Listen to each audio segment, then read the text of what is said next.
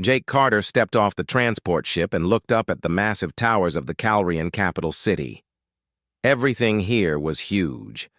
The buildings reached so high into the purple sky that he could barely see their tops. The Calrians themselves were tall too, much taller than humans. Most of them stood at least 8 feet high, with blue-tinted skin and large golden eyes. He was nervous. This was his first time on an alien world, and he was here to stay for at least a year. Earth had made contact with the Calrian Empire only 2 years ago, and now they wanted to build a friendship. Jake was an engineer, good with machines and technology. The diplomatic team thought his skills would be useful here. A Calrian official greeted him at the landing platform. "Welcome to Calrios, Engineer Carter. I am Vex. I will take you to your quarters." Jake followed Vex through the city. Everywhere he looked, he saw things that amazed him. Flying vehicles moved through the air without making any sound. Buildings seemed to be made of crystal that glowed with soft light. The Calrians moved around with grace, their long robes flowing as they walked. His quarters were in the diplomatic district, an area set aside for visitors from other worlds. The room was large and comfortable, though the bed was too big for him. Everything here was made for people much taller than humans. The next morning, Jake was taken to the royal palace. He would be working with Calrian scientists to share knowledge between their two civilizations. The palace was even more impressive than the rest of the city. It sat on top of a floating platform. Held up by technology Jake did not understand yet. That was where he first saw her. Princess Lyra Velsera was in the laboratory when Jake arrived.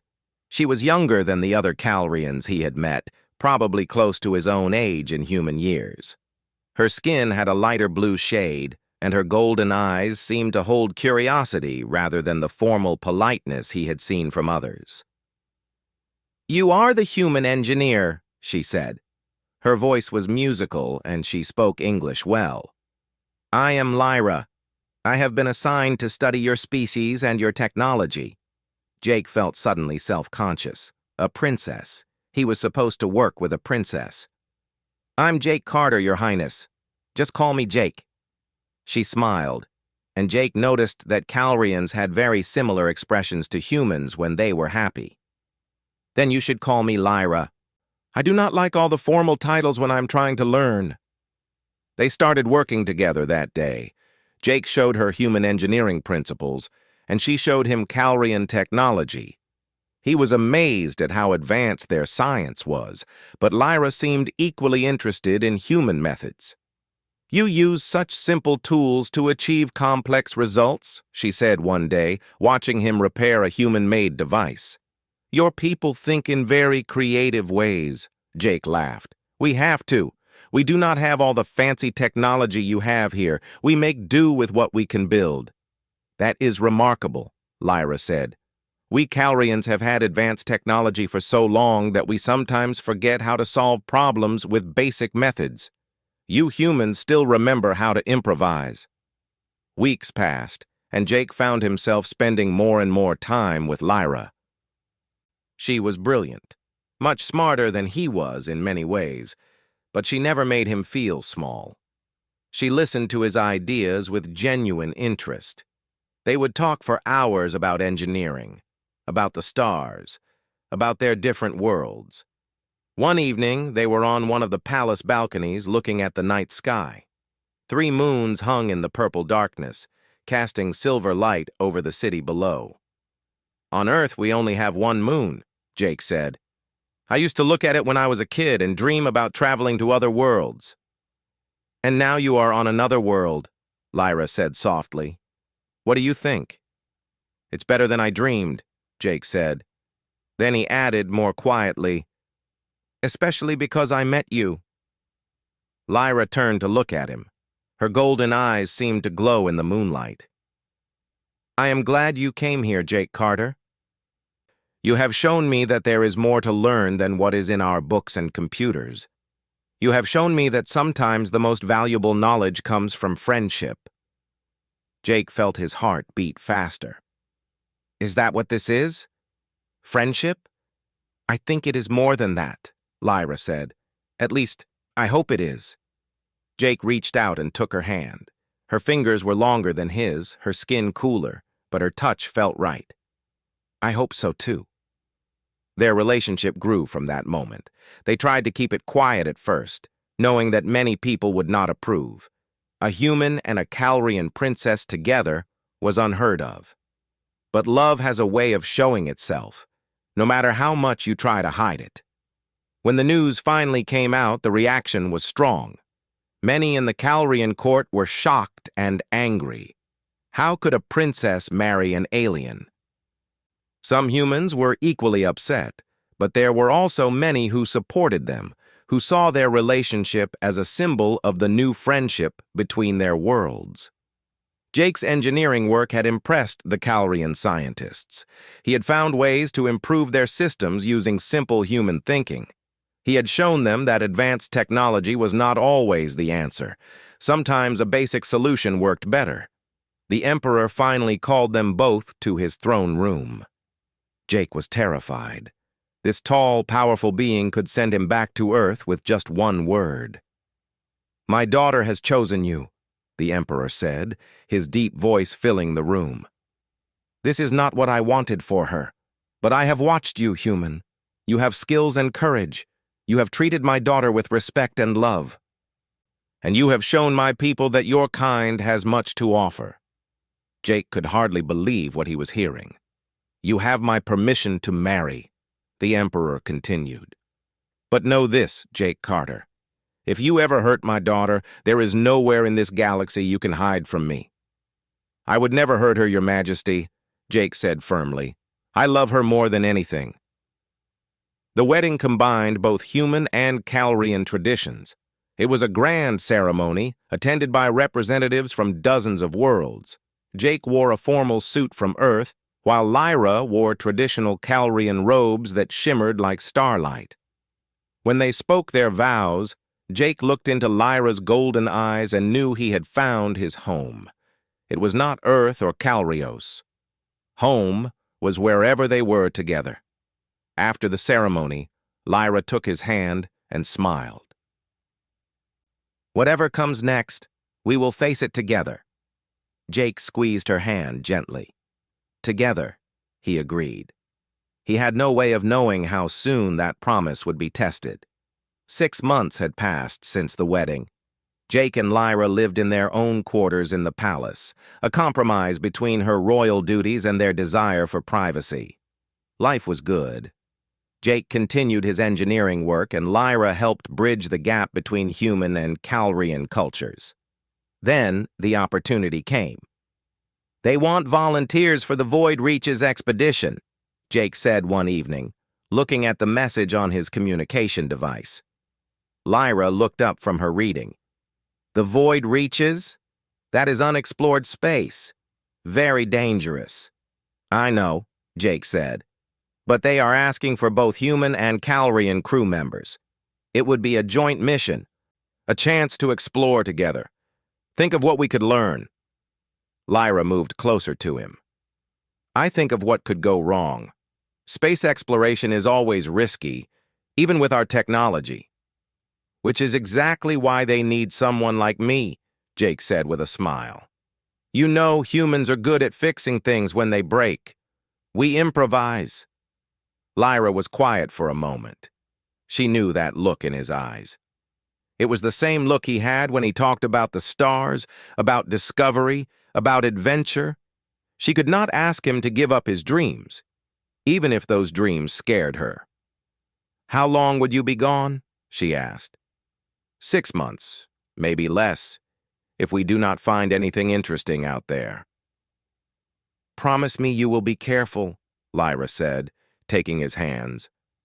"Promise me you will come back." "I promise," Jake said, pulling her close. "Nothing in this galaxy could keep me away from you." 3 weeks later, Jake boarded the Starbound Unity, the ship chosen for the expedition. The crew was mixed, 30 humans and 30 Calrians working together. The mission commander was a Calrian named Zephon, an experienced explorer. Jake was assigned as the chief human engineer.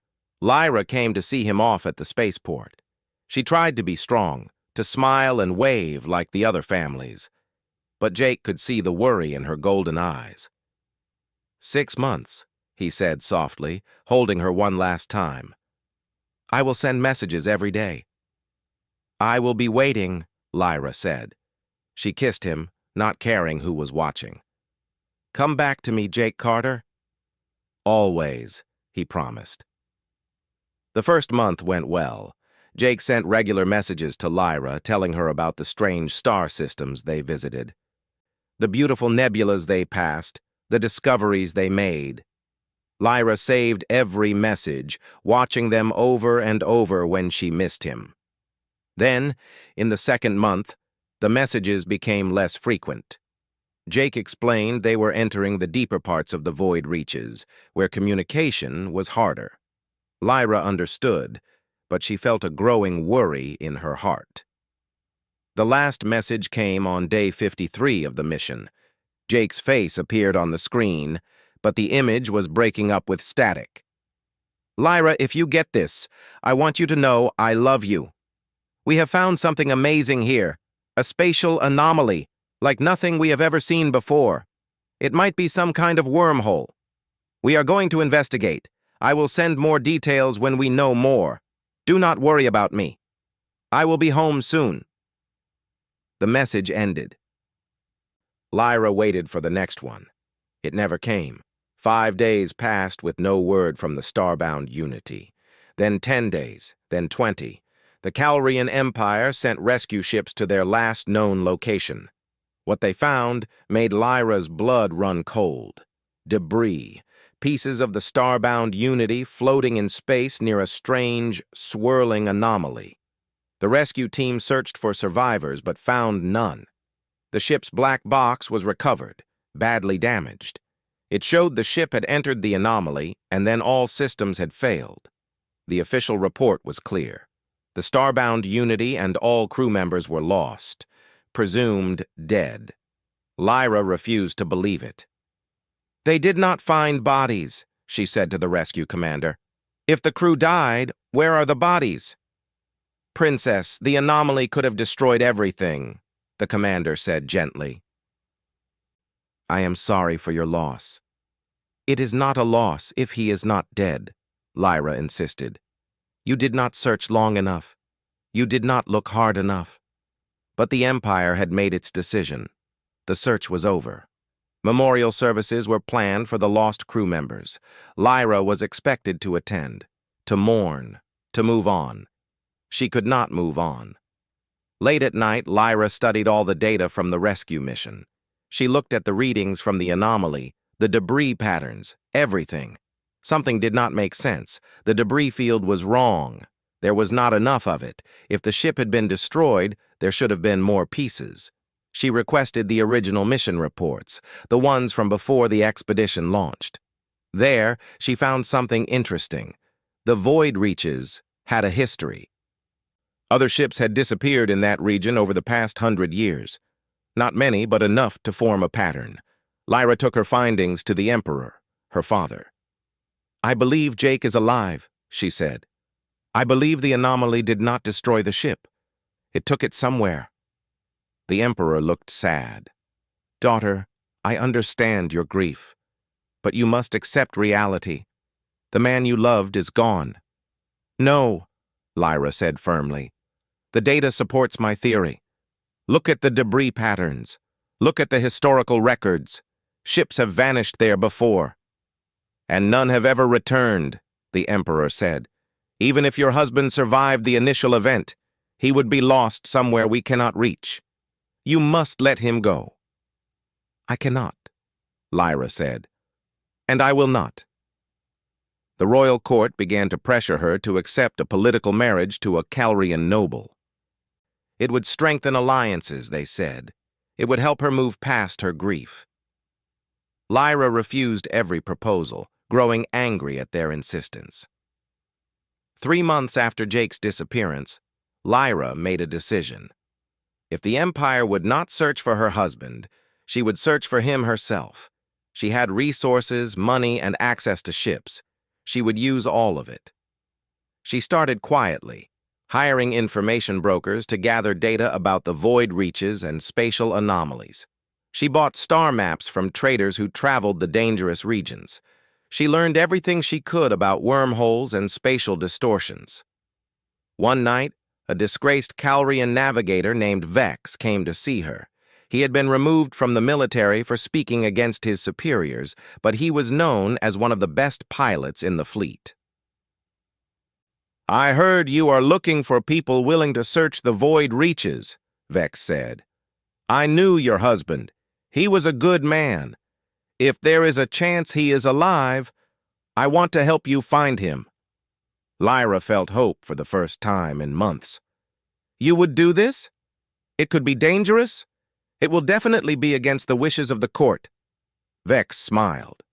"I have never been very good at following rules, Your Highness." "Then do not call me Your Highness," Lyra said. "Call me Lyra, and welcome to the crew." More people joined her cause. Casey Brooks, a human pilot whose brother had been on the Starbound Unity, volunteered immediately. A brilliant scientist from another alien species, a small creature named Crix, offered to help analyze the anomaly data. They were a strange group, misfits and outcasts. But they all had one thing in common. They believed in hope. They believed that the lost could be found. Lyra stood with her new crew and looked at the star maps spread across the table. Somewhere out there, Jake was waiting. She could feel it in her heart. "We will find them," she said quietly. "No matter how long it takes, no matter how far we have to go." Vex nodded. "Where do we start?" Lyra pointed to the location where the Starbound Unity had disappeared. "We start where they were lost, and we follow every clue until we bring them home." The first year of searching was the hardest. Lyra and her crew traveled in a small but fast ship she had purchased with her own money.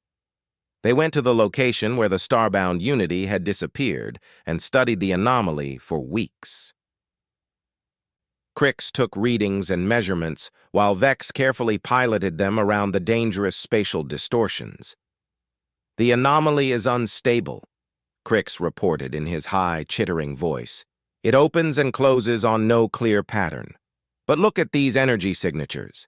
They match records of wormholes from the ancient databases." "So it is a wormhole," Lyra said. "Where does it lead?" "That is the question we cannot answer without going through it," Crix said. "And going through would be very dangerous." Casey Brooks studied the navigation data. "If the Starbound Unity went through this thing, they could be anywhere. A wormhole could lead to the other side of the galaxy." "Then we search the other side of the galaxy if we have to," Lyra said firmly. They began to follow the trail. It was not easy. They visited remote trading posts and asked about strange energy readings. They talked to pirates and merchants, scientists and explorers. Most people thought they were crazy. Some tried to take advantage of them. But slowly, they found small clues. An old trader on a station near the outer rim told them about seeing strange lights in a nearby system. "Ships appear and disappear there sometimes," he said. "Most people avoid the area. Bad luck." They investigated and found another anomaly, smaller than the first but similar. Crix added it to his data. "There is a network," he said excitedly. "These wormholes are connected. They were built by someone long ago." "Built?" Lyra asked. "You mean they are artificial?" "The precursor races," Vex said quietly. "There are legends about ancient civilizations that could manipulate space itself. Most people think they are just stories." "Maybe the stories are real," Casey said. "And maybe Jake and the others found their way into this ancient network." The search continued. Month after month, they jumped from system to system, following rumors and energy readings. Lyra spent her fortune funding the expedition. She sold jewelry, traded favors, used every resource she had. Nothing mattered except finding Jake. The royal court sent messages demanding she return. Her father, the emperor, begged her to come home. She ignored them all. In the second year, they faced real danger. Space pirates attacked their ship while they were investigating a lead near the Badlands. The pirates thought they were an easy target, a small ship far from any protection. They were wrong. Casey was an excellent pilot, dodging and weaving through the pirate attack. Vex handled the weapons systems with the skill that had made him a decorated officer before his disgrace. Crix managed to hack into the pirate ship's systems and disable their engines. After the battle, Lyra stood on the bridge and looked at her crew. They were tired, scared, but still determined. "We can turn back," she said. "I would understand. This is my search, not yours." "My brother is out there too," Casey said. "I am not giving up on him." "I go where my princess goes," Vex said with a slight smile. "The scientific data alone makes this worthwhile," Crix added. "Plus, you are my friends. Friends help each other." Lyra felt tears in her golden eyes. "Thank you, all of you." The search took them to strange places. They visited a world where ancient ruins showed pictures of the precursor race. They explored an abandoned station that still had functioning technology thousands of years old. Each discovery added to their understanding of the wormhole network. In the third year, they met an old explorer named Crane, who had spent his life studying spatial anomalies. He was human, one of the first who had come to this part of space decades ago. "I have heard of you," he said to Lyra, "the alien princess searching for her lost husband. They tell your story in a dozen systems." "I do not care about stories," Lyra said. "I care about finding him." Crane nodded slowly. "I might have something for you.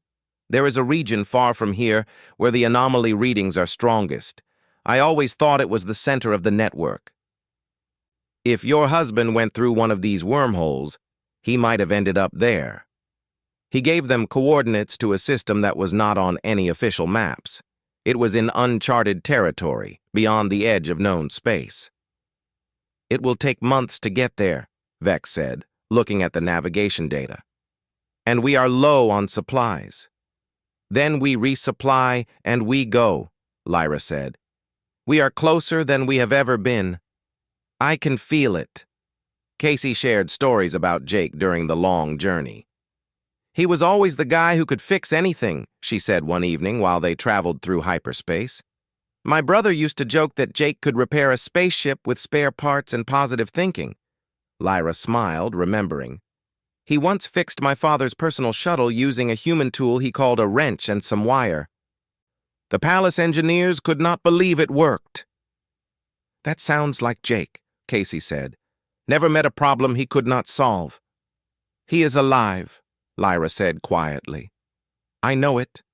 I would feel it if he was gone." "I believe you," Casey said. "And we will find him."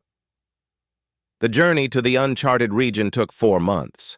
When they finally arrived, Crix's instruments went wild with readings.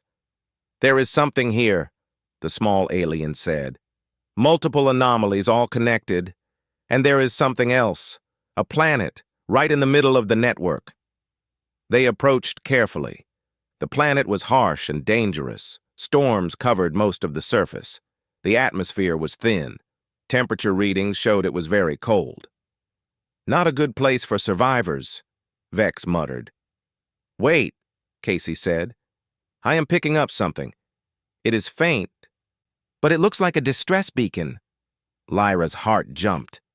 "What kind of beacon?" Casey worked the controls, trying to clear up the signal. "It is old.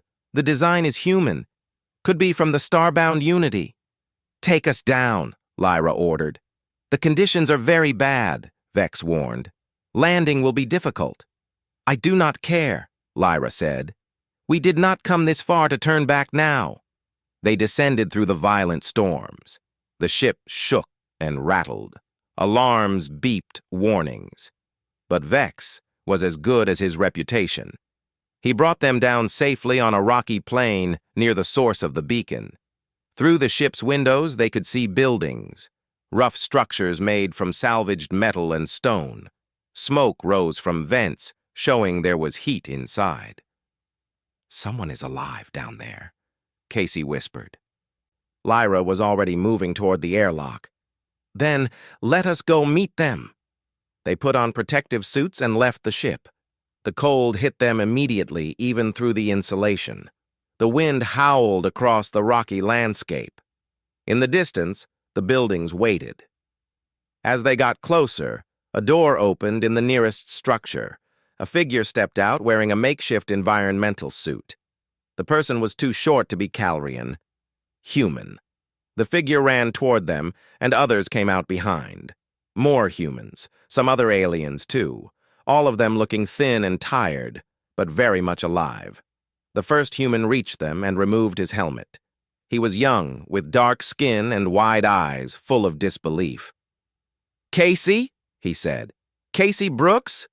Is that really you?" Casey pulled off her own helmet, tears streaming down her face. "Danny! Oh, God! Danny!" She grabbed her brother and held him tight. The other survivors gathered around, all talking at once. They could not believe rescue had finally come. Lyra looked past them at the buildings. Her heart was pounding. She walked forward, and the crowd parted for her. Another figure emerged from the main building. Tall for a human. Brown hair longer than she remembered. A beard he had not had before. But his eyes, those eyes she knew so well, even across the distance. Jake stopped when he saw her. For a moment, neither of them moved. 4 years of searching, 4 years of hoping, 4 years of refusing to give up. Then they were running toward each other. When they met, Lyra threw her arms around him. Jake held her tight, both of them crying, neither able to speak. "I knew you would come," Jake finally whispered. "I knew you would never stop looking." "Never," Lyra said. "I would search forever." They held each other while their crews and the survivors watched. Against all odds, across impossible distances, they had found each other again. They sat together in the main building of the settlement, a structure the survivors had built from pieces of the Starbound Unity and materials they had mined from the planet. Lyra did not want to let go of Jake's hand. She kept touching his face, his hair, making sure he was real. "Tell me everything," she said. "What happened to you?" Jake looked older than he should have been. 4 years had been hard on him, but his smile was the same. "When we entered the anomaly, everything went wrong. The ship's systems failed all at once. We were pulled through the wormhole with no control. When we came out, we crashed here." He gestured around them. "This planet exists in a pocket of strange space. The wormhole brought us here, but it does not stay open. It appears and disappears on some kind of cycle." "How many survived the crash?" Vex asked.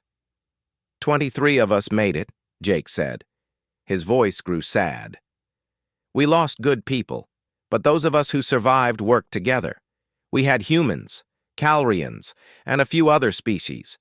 We pooled our knowledge and skills." A Calrian survivor named Mira spoke up. "Jake led us. Without his engineering skills, we would have died in the first month. He showed us how to survive with almost nothing." Jake shook his head. "It was not just me. Everyone contributed. We built these shelters from the ship's wreckage. We set up systems to collect water from the ice.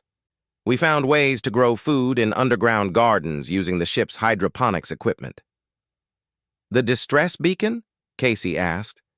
"We got it working about a year ago," Jake said. "But the planet's atmosphere and the spatial distortions made it very weak. We did not know if anyone would ever detect it." Lyra squeezed his hand. "I would have found you even without the beacon. I searched every system, followed every clue." Jake looked at her with such love that it made her heart ache. "I never doubted you would try. But I was afraid you would think I was dead. That you would move on." "Move on," Lyra said. "How could I move on when half of my heart was missing?" Casey was reunited with her brother Danny, and they sat together sharing stories. The other survivors gathered around Lyra's crew, asking questions about the outside galaxy. It had been 4 years since they had seen anyone from home. That night, after the initial excitement settled, Jake took Lyra to a quiet spot where they could be alone. Through the window, they could see the strange sky of this planet. Colors swirled in the atmosphere, an effect of the spatial anomalies surrounding them. "I have something important to tell you," Jake said, his expression turning serious. "This planet is not a permanent home. The spatial pocket it exists in is unstable." "What does that mean?" Lyra asked. "It means we cannot stay here forever. The wormhole that brought us here opens once every solar cycle of this planet. That is about 14 months in standard time. We have tried to track it, to predict when it will open again." "When is the next opening?" "Based on our calculations, in about 6 weeks, Jake said. "But here is the problem. We do not have a ship capable of leaving. The Starbound Unity was destroyed in the crash. We used all the usable parts to build the settlement." Lyra felt a cold fear. She had found Jake, but they might still be trapped here. "My ship brought us here. Can it take everyone back?" Jake shook his head. "Your ship is designed for a crew of 4, maybe 5. There are 23 survivors here, plus your crew. We need something bigger." "Then we build something bigger," Lyra said firmly. "With what?" Jake asked. "We have scavenged everything useful on this planet. There is no more salvage." Crix, who had been listening quietly, stepped forward. "What if we combine resources? Your settlement has parts from the Starbound Unity. We have a functioning ship. Together, we might be able to create one vessel large enough." Jake looked thoughtful. "It would be risky. We would have to take apart your ship and rebuild it completely. If we fail, we all die here." "If we do nothing, we stay trapped," Vex said. "I vote for taking the risk." "Me too," Casey added. "We did not come this far to give up now." Over the next few days, Jake and the other survivors showed them around the settlement. Lyra was amazed at what they had accomplished. Underground gardens grew vegetables using artificial light powered by generators they had built from the ship's engines. Water collection systems pulled moisture from the air and melted ice from the planet's frozen lakes. They had even created a small workshop with tools made from salvaged materials. "You built all this with no outside help," Lyra said, walking through the gardens with Jake. "It is incredible." "We are humans," Jake said with a tired smile. "We adapt. We survive. We make do with what we have." "That is what I love about your people," Lyra said. "You never give up, no matter how bad things get." Jake stopped and turned to face her. "I need to tell you something. Living here, leading these people, it changed me. I am not the same person who left on that expedition." "I know," Lyra said softly. "I can see it in your eyes. You carry more weight now, more responsibility. Does that bother you?" Lyra took his face in her hands. "Jake Carter, I fell in love with your spirit, your kindness, your brilliant mind. Those things have not changed. You are stronger now, yes, more experienced, but you are still the man I married. The man I searched 4 years to find." They kissed, and for a moment, all the hardship and separation melted away. The work began the next day. Jake organized the survivors into teams. The engineers, both human and Calrian, assessed what they had to work with. Lyra's ship was taken apart piece by piece. Components from the settlement were carefully removed. Everything was laid out in the workshop. "This is going to be tight," Jake said, studying the designs. "We are basically building a new ship from 2 different sources. The systems might not want to work together." "Then we make them work together," Lyra said. "You have done impossible things before." Jake smiled at her. "With you here, I feel like I can do anything." The construction took weeks. Everyone worked together. The humans contributed their innovative problem-solving skills. The Calrians brought their advanced technical knowledge. Crix designed systems to bridge the gap between different technologies. Even those who were not engineers helped, moving materials and preparing parts. Lyra worked beside Jake every day. She had always been interested in engineering, and he taught her as they built. Together, they solved problems that seemed impossible. When a critical component failed, they invented a new solution using spare parts. When systems would not connect, they created adapters from raw materials. "You are getting good at this," Jake said one day, watching her repair a power coupling. "I had a good teacher," Lyra replied, "both on Calrios and here." The ship slowly took shape. It was not beautiful. It was made of mismatched parts and improvised solutions. But it was functional. They built it large enough to hold everyone, with basic life support and engines powerful enough to navigate through the wormhole.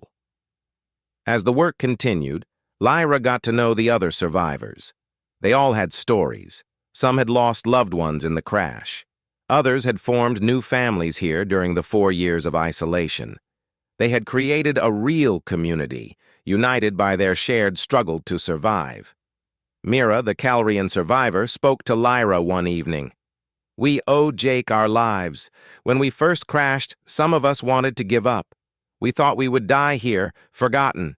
But Jake refused to accept that. He kept us working, kept us hoping."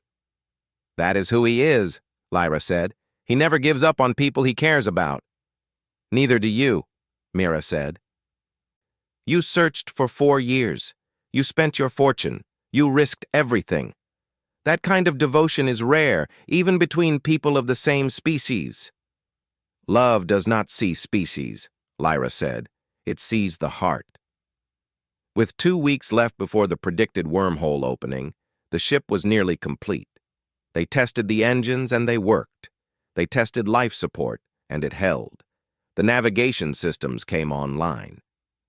"We might actually pull this off," Casey said, looking at their creation. "We will pull this off," Jake corrected. "We have come too far to fail now." But he looked at the swirling sky with worry in his eyes. They had one chance to escape through the wormhole. If their timing was wrong or if the ship failed, they would be stuck here for another 14 months, and their supplies would not last that long. Everything depended on getting it right the first time. The final preparations took every minute of the remaining 2 weeks. Jake and his team checked every system twice, then checked again.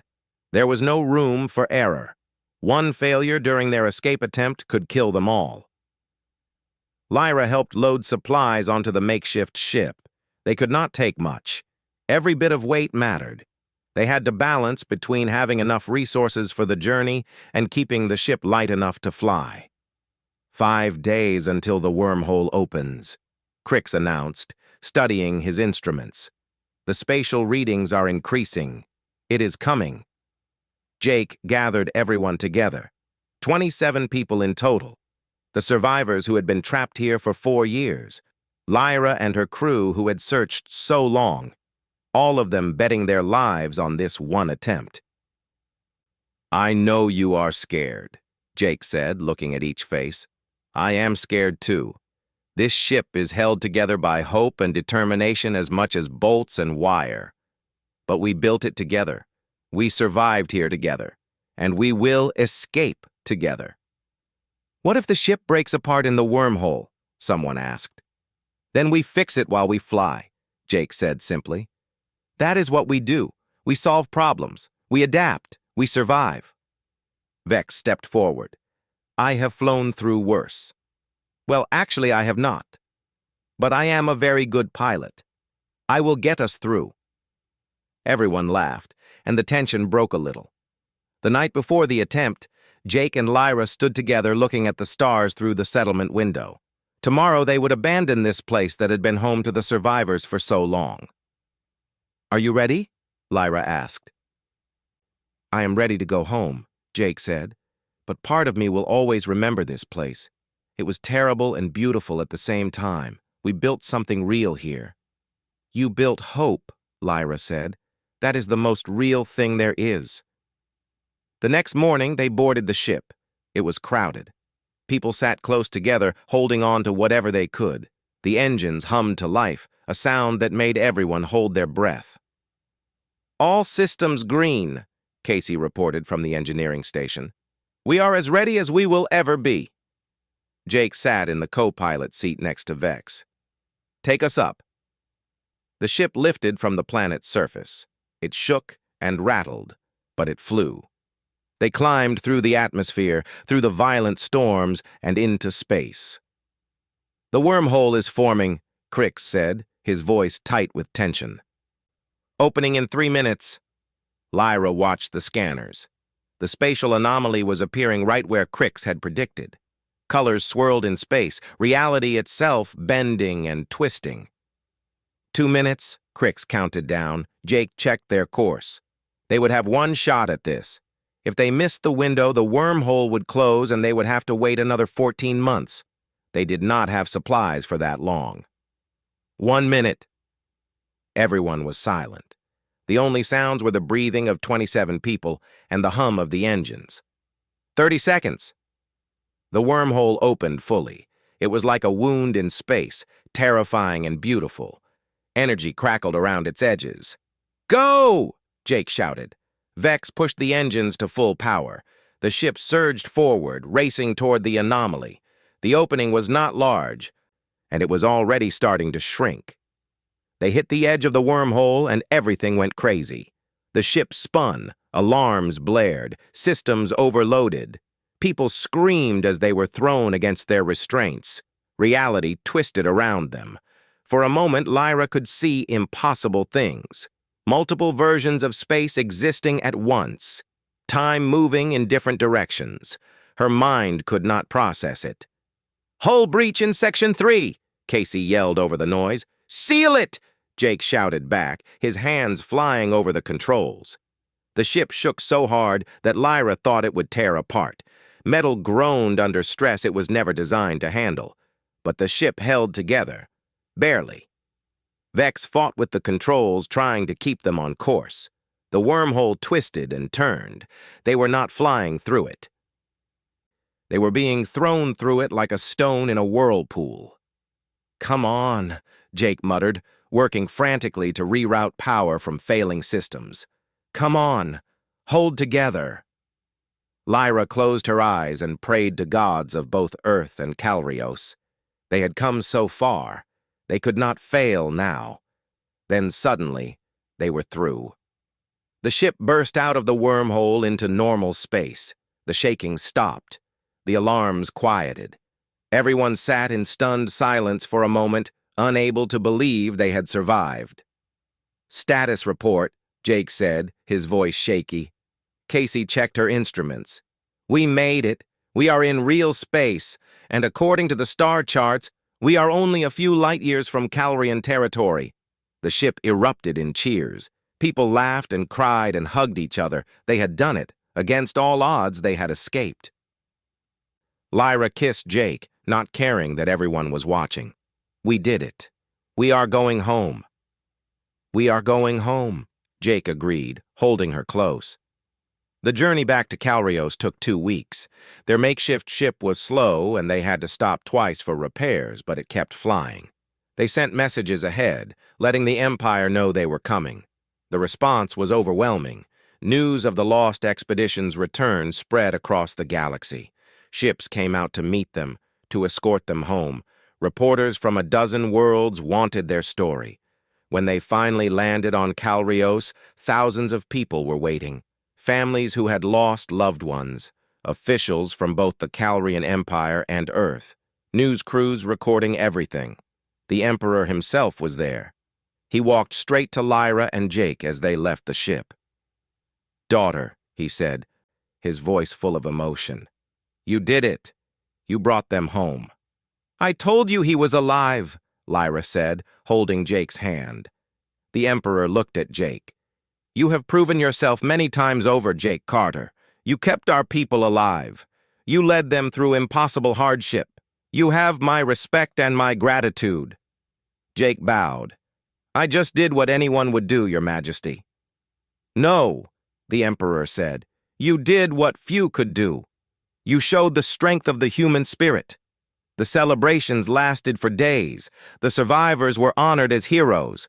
Their story was told across every news channel. Songs were written about the princess who never stopped searching and the engineer who kept hope alive. But for Lyra and Jake, the best moment was when they were finally alone together in their quarters. I miss this, Jake said, lying next to her. Just being with you. No danger, no survival, just us. I never want to be apart from you again, Lyra said. We will not be, Jake promised. Whatever happens next, we do it together.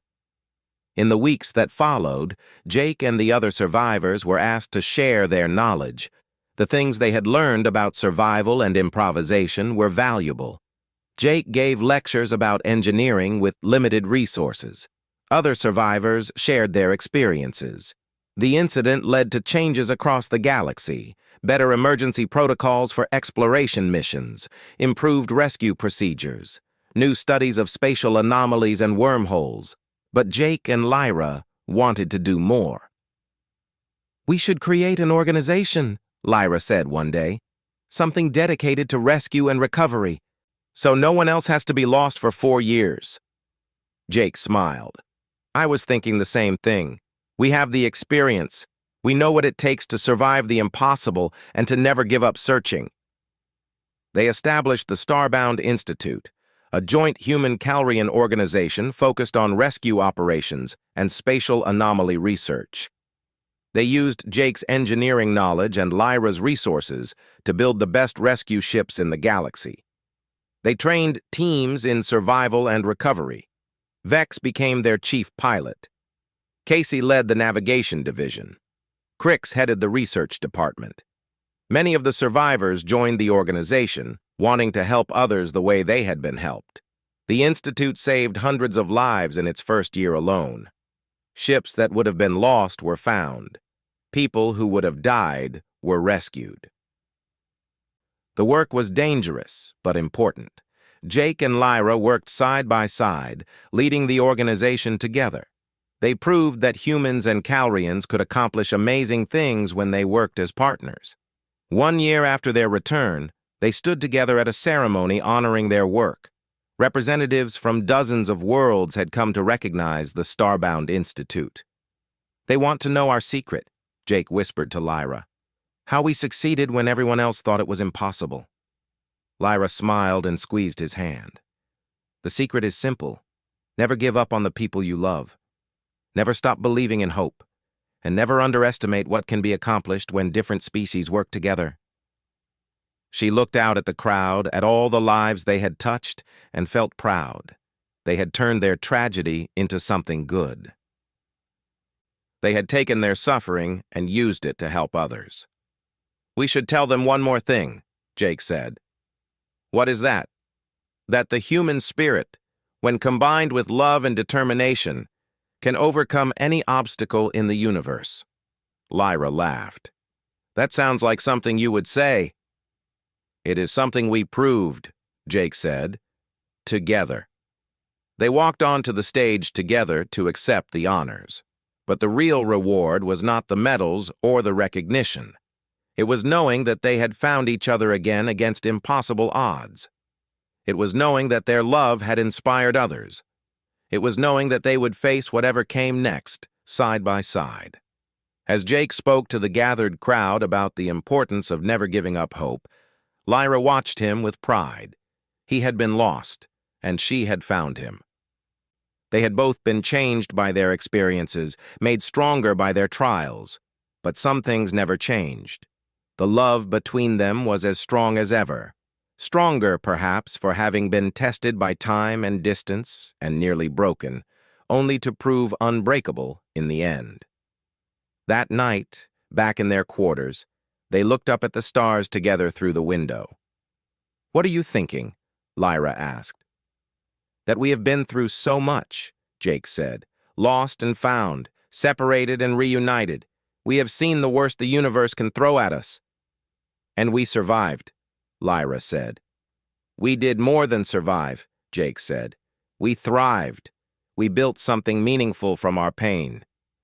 He turned to face her, taking both her hands in his. Whatever comes next, whatever challenges we face, I know we can handle it. Because we have each other. Lyra leaned her head against his shoulder. Always, she said softly.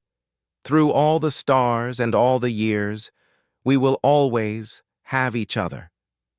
And they did. In the years that followed, they continued their work, saved countless lives, and proved again and again that love could bridge any gap, overcome any obstacle, and endure any trial. The alien princess and her human husband became a legend told across the galaxy, a story of devotion that never wavered, hope that never died, and love that proved stronger than the vastness of space itself. Their story reminded everyone who heard it that the greatest power in the universe was not technology or weapons or empires. It was the power of two hearts that refused to be separated, no matter what stood between them.